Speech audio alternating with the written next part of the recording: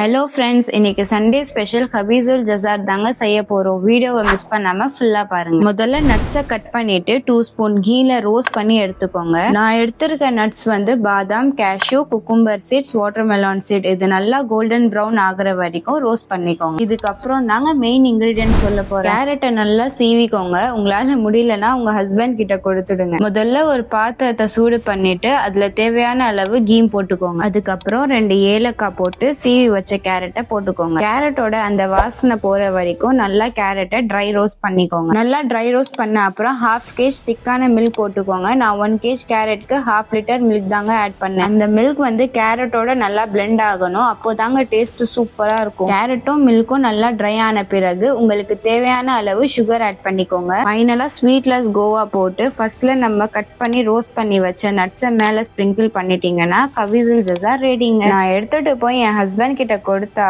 ஒரு ரியாக்ஷன் பாருங்க. அருமையா இருக்குங்க. இந்த மாதிரி இன்ட்ரெஸ்டிங்கான ஃபுட் vlogsக்கு எங்க பேஜை ஃபாலோ பண்ணிக்கோங்க. மறக்காம ஷேர் பண்ணுங்க. பை.